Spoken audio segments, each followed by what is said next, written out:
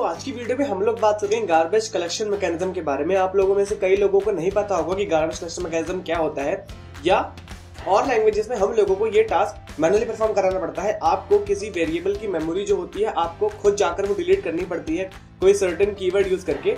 So basically garbage collection mechanism का काम क्या होता है, ये एक ऑटोमेटिक मेमोरी मैनेजमेंट मैकेनिज्म है जो आपके वेरिएबल को मेमोरी कब मिलनी है और कब उससे मेमोरी को वापस ले लिया जाना है, ये सब डिसाइड करता है आपका garbage collection mechanism.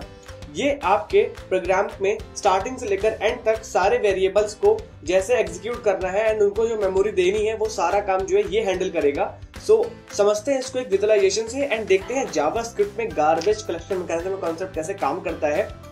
Basically garbage collection mechanism आपका जो होता है वो यहाँ पर फॉलो करता है एक रूल को जो कि होता है रीचेबिलिटी। रीचेबिलिटी को आगे जानते हैं, उससे पहले देखते हैं एक सर्टेन कोड को। जैसे मैंने क्या करा, यहाँ पर एक ऑब्जेक्ट बनाया एंड उसमें एक प्रॉपर्टी है जिसका नाम है नेम एंड उसमें एक वैल्यू को होल्ड कर रखा है जिसका नाम है मारिया।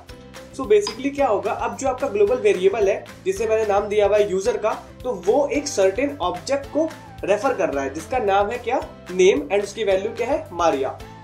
यूजर नाम का ऑब्जेक्ट के पास अब रेफरेंस है इस मेमोरी का, तो इसको वो पॉइंट कर रहा है। बट लेट्स से आपने क्या किया, उसी कोड बेस में आपने यूजर में नल स्टोर कर दिया।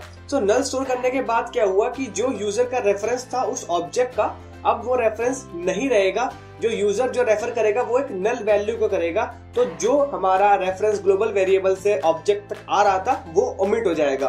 तो डेट मीन्स कि हमारा जो ऑब्जेक्ट है वो रीचेबल नहीं है हमारे ग्लोबल वेरिएबल के द्वारा, तो अब उस ऑब्जेक्ट को हम लोग क्या कर देंगे, डिस्ट्रॉय कर देंगे।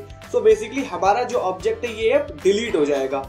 डिलीट होने के बाद अब लेट्स से कि एक सर्टेन एग्जांपल के थ्रू एक और समझते हैं कि हमने क्या करा, एक ऑब्जेक्ट अगेन बनाया, उसमें मैंने सेम प्रॉपर्टी वहां पर लिखी हुई है name and Maria, and then उसके बाद मैं एक और ऑब्जेक्ट बनाता हूं एंड उसमें यूजर नाम की वैल्यू को स्टोर करता हूं। यूजर ऑब्जेक्ट मैंने पर्सन नाम के ऑब्जेक्ट में स्टोर कर दिया।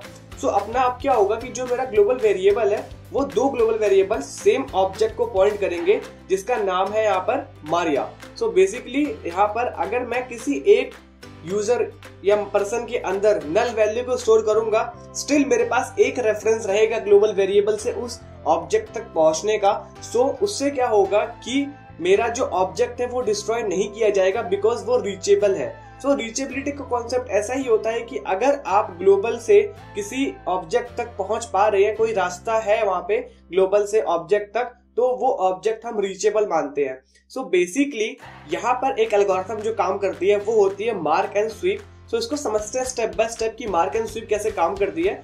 लेट्स से कि यहाँ पर आपने मल्टीपल ऑब्जेक्ट बनाए हुए हैं जो ग्लोबल ऑब्जेक्ट से इंटरलिंक्ड है। तो यहाँ पर आपने देख रहे होंगे एक पाथ आ रहा है एंड ऐसे ही राइट साइड में एक डिफरेंट ऑब्जेक्ट है। तो अब क्या होगा कि हम लोगों ने यहाँ पर क्या होता है, सबसे पहले एक स्टेप परफॉर्म किया जाता है आपका कि ट्रावर्स करता है ग्लोबल वेरिएबल सारी रूट्स को मार्क करने के लिए। तो हमने क्या करा, सारी रूट्स को मार्क कर लिया एंड देन वो रूट्स किसी ना किसी ऑब्जेक्ट को रेफर कर रही होती हैं जो हमारा सेकंड लेवल है। तो हम लोग रूट से देन रेफरेंस के पास गए, तो हमारे सेकंड लेवल भी हमने क्या करा, मार्क कर दिया एंड देन उसके बाद सो ऑन, ये रिपीटेड प्रोसेस होता रहता है। तो हमने देखा कि हम फर्स्ट ऑब्जेक्ट से दूसरे ऑब्जेक्ट तक नहीं पहुंच सकते हैं बिकॉज वहां कोई पाथ नहीं जा रहा है। तो हमारा जो सेकंड ऑब्जेक्ट है वो हमारा अनरीचेबल है ग्लोबल ऑब्जेक्ट से, ग्लोबल वेरिएबल से। तो क्या होगा, उस ऑब्जेक्ट को हम लोग बोलेंगे अनरीचेबल एंड उस ऑब्जेक्ट को हम लोग कर देंगे डिलीट। बेसिकली यही मैकेनिज्म फॉलो किया जाता है जावास्क्रिप्ट में। जब भी गार्बेज कलेक्शन मैकेनिज्म किसी ऑब्जेक्ट को डिस्ट्रॉय करने के लिए देखता है या उसको मेमोरी देता है, तो एक सर्टेन पॉइंट के बाद जब उसे मेमोरी उससे लेनी होती है तो वो इस एल्गोरिथम को ही फॉलो करता है। आई होप आपको ये वीडियो अच्छा लगा होगा। अगर कोई भी डाउट है तो आप नीचे कमेंट में पूछ सकते हैं। अगर आपको ये वीडियो पसंद आया तो वीडियो को लाइक करना मत भूलना एंड चैनल को सब्सक्राइब करना मत भूलना ताकि आपको फ्यूचर में ऐसी वीडियोस मिलती रहे। तब तक के लिए thank you, have a nice day.